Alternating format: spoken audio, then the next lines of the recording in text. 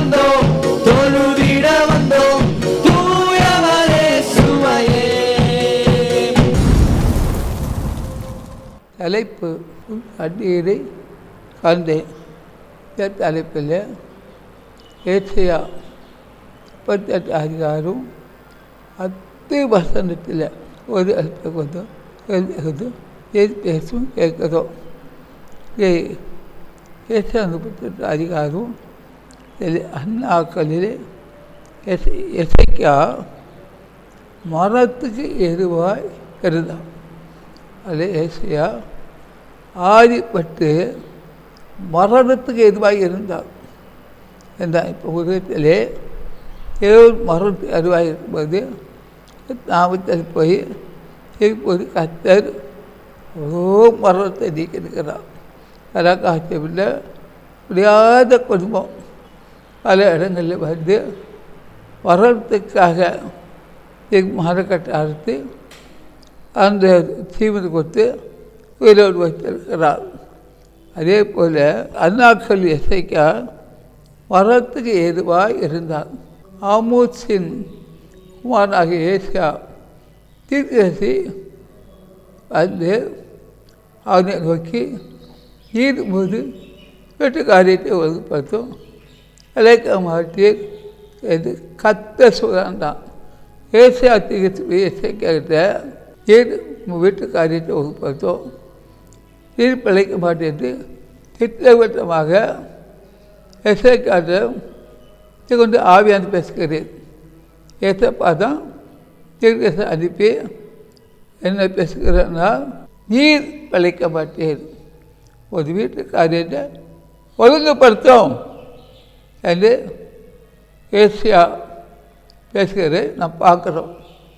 அப்போது எசேக்கியா தன் முகத்தை சுவர்புறமாக திருப்பி கர்த்தரை, அப்போது அவன் முகத்தை திருப்பி கர்த்தரை நோக்கி வர்ற தருவாயில் வேறு யாரையும் நோக்கலை.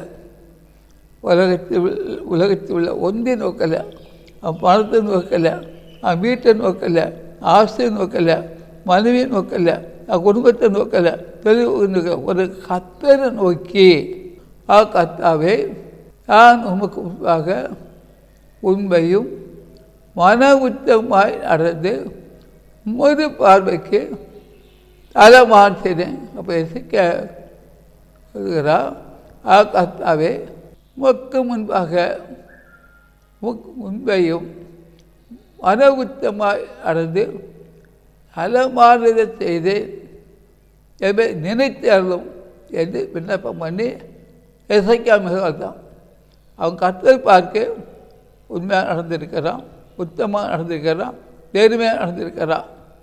அதை நினைத்து தேவ சமூகத்தில் அறிக்கை செய்து அழுகிறான். ஒரு கரபாஷாங்கிற வச்சா இன்றைக்கி அவன் சொன்னால் உண்மையாக நடந்ததுனால சொல்கிறான், உத்தமாக நடந்தபடியாக சொல்கிறான், நேர்மையாக நடந்தபடினால அவன் சோர்வாக தெரிந்து என்றால் அவன் அழுது ஜெபிக்கிறான். அங்கே பார்க்குறோம். அங்கே என்ன நடக்குது பார்க்கும்போது, அப்போது ஏசியாவுக்கு கர்த்தரை வார்த்தையாவது, நீ போய் எசேக்கியாவை நோக்கி உன் தகப்பனாகிய தாவீதின் கர்த்தர் சொல்கிறாது என்னவென்றால், உன் விண்ணப்பத்தை கேட்டேன். ஒரு எசேக்கியா இருந்தே அழுது ஜெபித்தபோது அவன் உண்மையாக இருந்தேன், உத்தமாக இருந்தேன், நேர்மையாக இருந்தபோது அது ஜெபித்த பிறகு என்ன, அப்போது ஏசியாவுக்கு உண்டான கர்த்தருடைய வார்த்தையாவது, நீ போய் நோக்கி தகப்பனாக தாவீதின் தேவனாகிய கர்த்தர் சொல்கிறேன் என்னவென்றால், உன் விண்ணப்பத்தை கேட்டேன், உன் கண்ணீரை கண்டேன், இரவு நாட்களோட 15 வருஷம் கூட்டுவேன். அப்போது அவருடைய உண்மை, உத்தமம், நேர்மை, பசுத்தம் எல்லாம் பார்த்து ஏசியாவுக்கு சொல்லி அது பேசுகிறார். 15 வருஷம் கூட்டுவேங்கிறார். அப்போ இந்த நிகழ்ச்சியை பார்க்கும்போது அவங்க வந்து வாழ்க்கையில் அவங்க கர்த்தருக்கு பிரியமாக இருந்தபடியால், உண்மையாக இருந்தபடியால், உத்தமமாக இருந்தபடியால், நேர்மையாக இருந்தபடியால் அவன் அந்த ஸ்டேட்மெண்ட்டை சொல்லுகிறான். ஊரபக்கரபா சங்கரபாதி கரபதியா நான் உன்னையும் இந்த நகரத்தையும் அசிரியா ராஜாவின் கைக்கு தப்பிவிட்டு இந்த நகரத்துக்கு ஆதரவாக இருப்பேன் என்று தேவன் பேசுகிறார். அது சோத்திரம். நம்மளுடைய வாழ்க்கையில் ஒரு கஷ்டம் வரும்போது, நெருக்கம் வருது, பிரச்சனை வரும்போது, பாரம் வரும்போது, வியாதி வருது, அது நாம் இசைக்கமாய் உண்மையும் உத்தமும் நேர்மையாக இருந்தால் அது மறுபடியும் இசையத்துக்கு அனுப்பி 15 வருஷம் அது கூட்டி கொடுத்ததை வேதம் சொல்லுகிறது. ஆண்டவரே சோத்திரம். இதோ ஆகாசுடைய சூரிய கடிகாரத்திலே வாழ்க்கைக்காக இறங்கின சாயலை 10 பாகை பின்னிட்டு திருப்பேன் என்றார்.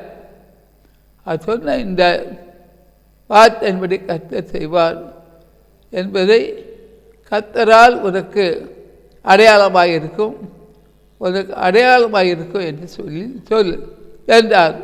அப்படியே கடிகாரத்தில் இருந்த சூரிய சாயை 10 பாக தெரிவித்து ஊதாவின் ராஜாவாகிய எசைக்கா வியாதிப்பட்டு வியாதி இங்கே ஆனபோது எழுதி வைத்ததாவது அவன் ஆண்டவர் சமத்தில் அவன் உண்மை உச்சமும் நேர்மை சொல்லும்போது ஆண்டவனுக்கு இறங்கி 15 வருஷம் அழைத்து கொண்டு கொடுத்தார்.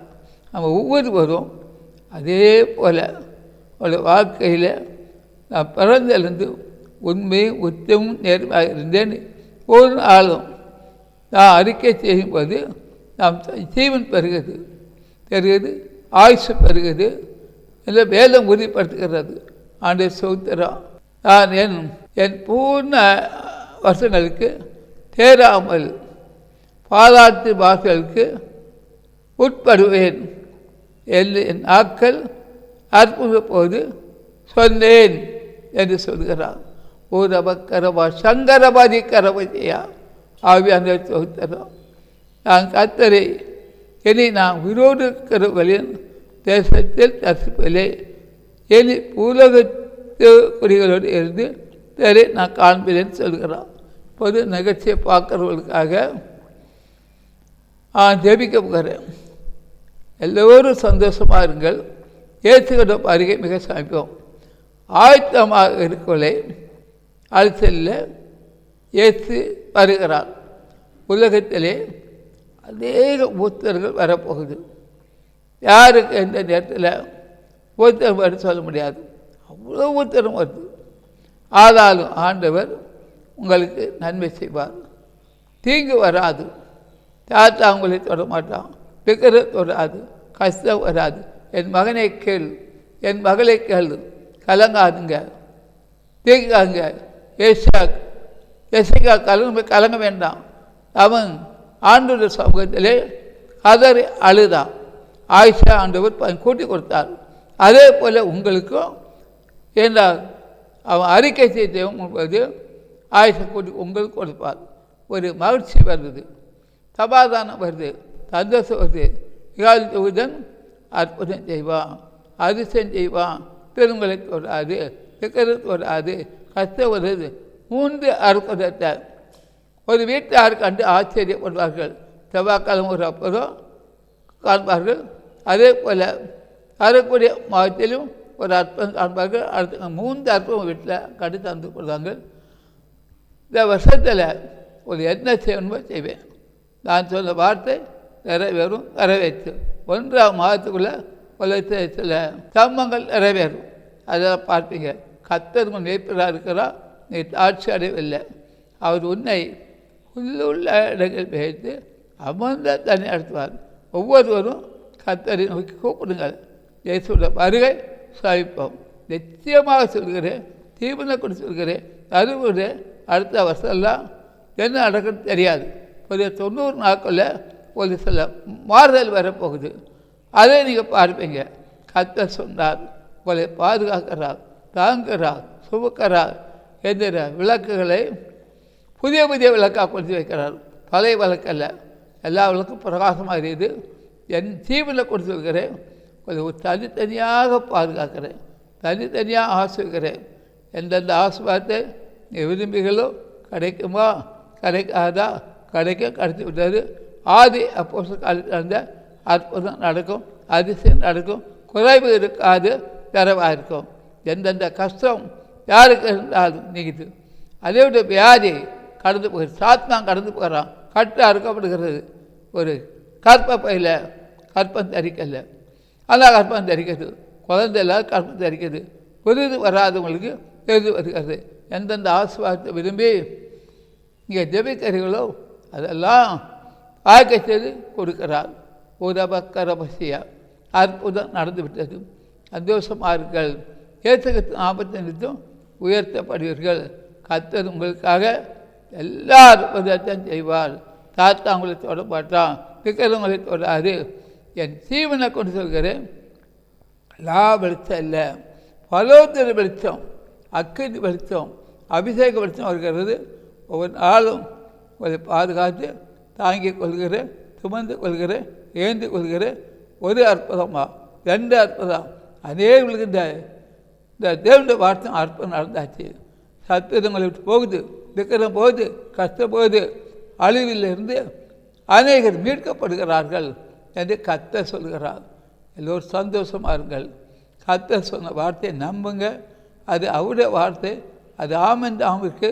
அது ஒரு நாள் குறை வராது, நிறைவாக இருக்கும். நான் சொன்னதை நம்புங்கள், அது நிறைவேறும். நிறைவேறிட்டு ஒரு ஆண்டவர் உங்களை ஆசீர்வதிக்கிறார். ஆசீர்வாதமாக இருப்பீர்கள். கர்த்தர் சொல்ல வார்த்தை ஆம் என்றும் ஆமேன் என்று இருக்குது. அத்தோடைய சத்தம் ஒவ்வொரு உள்ளத்தையும் துவரிக்கிறது.